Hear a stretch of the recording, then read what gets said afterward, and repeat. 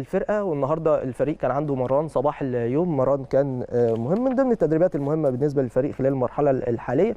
وتحديدا عايز اتكلم مع حضراتكم في ابرز ملامح المران في البدايه قبل ما اقول لكم اخبار بعض اللاعبين. كابتن سيد عبد الحفيظ النهارده اجتمع مع مستر بيتسو موسيماني واتكلم معاه في بعض الامور الاداريه المتعلقه بالتحضير للمرحله المقبله.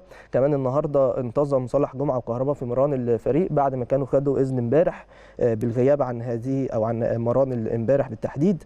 والمران النهارده كان في بعض الفقرات الترفيهيه بخلاف طبعا اللقطات اللي حضراتكم شايفينها على الشاشه قدامكم. التدريبات يعني متنوعه ومهمه جدا بالنسبه للفريق طبعا تحت اشراف الجهاز الفني ومستر بيتسو موسيماني. النهارده موسيماني كمان اطمن على محمود وحيد، واحنا عارفين محمود وحيد عنده زي تقل في العضله الخلفيه. اتكلم معاه كده في جلسه ما خدتش دقيقتين ثلاثه واطمن على انه اللاعب باذن الله هيكون جاهز خلال المرحله اللي جايه. بيعمل بعض التدريبات التاهيليه في الجيم وبعد كده هيشارك في التدريبات بشكل طبيعي.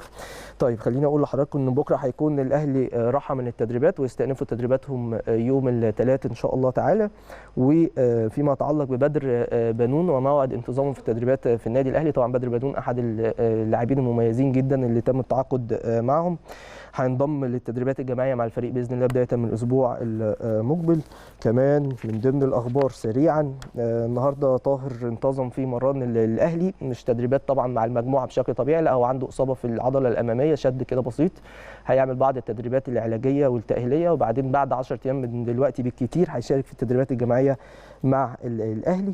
علي معلول وديانج وجيرالدو طبعا متواجدين مع منتخبات بلادهم في التصفيات المؤهله لبطوله الامم الافريقيه، هينضموا لتدريبات النادي الاهلي باذن الله، يوصلوا يوم الخميس وينضموا للتدريبات على طول مع الفرقه ان شاء الله، يوصلوا بالسلامه ويكونوا سالمين باذن الله بدون اي اصابات عشان يكونوا جاهزين للنهائي الافريقي. دي ابرز الامور اللي بتتعلق باخر اخبار النادي الاهلي. هروح لفاصل سريع بعدين نرجع نكمل فقرات الترند النهارده، يلا بينا.